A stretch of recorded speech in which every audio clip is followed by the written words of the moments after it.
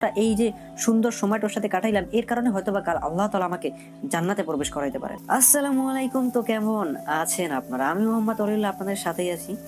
সুখ নিজে থেকে এসেই ধরা দেয়, সুখ নিজে থেকে এসেই ধরা দেয়, আবার নিজে থেকে এই দুঃখগুলোকে ধরিয়ে দিয়ে চলে যায়। আপনারা এখন যে মেয়েটিকে দেখছেন, আসলে এই মেয়েটিকে আমি বরিশাল 30 গোডাউনে দেখতে পাই এবং সেখানে আমি আমার গাড়ি নিয়ে যাই এবং হেলমেট ক্যামেরা সাথে থাকার কারণে আমি গাড়িটাকে বাইরে রেখে হেলমেট ক্যামেরা নিয়ে আমি সেখানে ভিতরে যাই। ভিতরে যাওয়ার কিছু সময় পরে এই মেয়েটি আমার কাছে আসে এবং বলে যে ভাইয়া একটা ফুল দেবেন। আমি বললাম যে অবশ্যই, কেন নিব না। তো তারপরে আমি জিজ্ঞেস করলাম যে তুমি সারাদিনে কয়টি ফুল বিক্রি করেছো, কত টাকা বিক্রি করেছো? তো বললো যে ভাইয়া আসলে সারাদিন বেশি কিছু বিক্রি করতে পারিনি, আজকে আবহাওয়া ভালো ছিল না, লোকজন আসেনি, তো আপনি যদি একটা ফুল নেন তাহলে আমার কিছু টাকা ইনকাম হবে। তো আমি ওকে জিজ্ঞেস করলাম যে তোমার একটা ফুল কত টাকা দাম? তো বললো যে ভাইয়া একটা ফুল মাত্র 10 টাকা। এরপরে ওর সাথে কিছু কথা হলো, জিজ্ঞেস করলাম তোমার বাসা কোথায়, কি কোথায় আছে, কি করে। তো সবকিছু জানার পরে আসলে আমার খুব কষ্ট লাগলো যে এইটুকু বয়সে এই মেয়েটা এখানে এসে এভাবে ফুল বিক্রি করতেছে। ওরা এখন স্কুলে থাকার কথা, খেলাধুলা করার কথা। আসলে মানুষের টাকা পয়সা এমন একটা জিনিস যেটার কারণে মানুষ আসলে কতটা কষ্ট করে।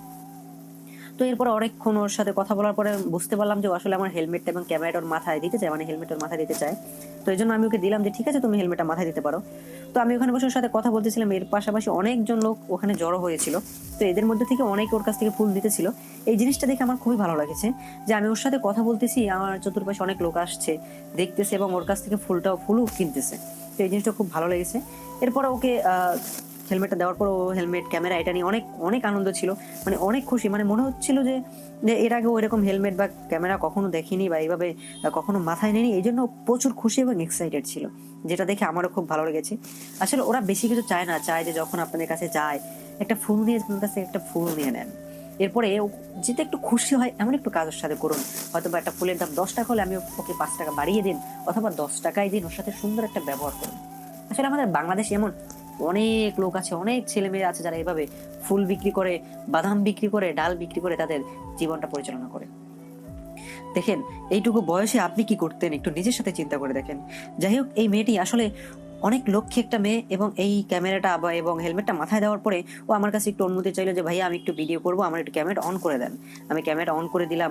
এরপরে ও ক্যামেরাটা নিয়ে নদীর পাড়ে গেল, ওইখানে ভিডিও করলো এবং ওর নিজের দিক থেকে খুব ভালো লাগছিল। ও নিজে খুব এক্সাইটেড, এত পরিমাণ এক্সাইটেড ছিল ও যে ফুল বিক্রি করতে আসছে এবং যে সাথে ওর সাথে আরো বাদাম আছে এগুলো বিক্রি করতে আসছে, এটা কথা ভুলেই গেল।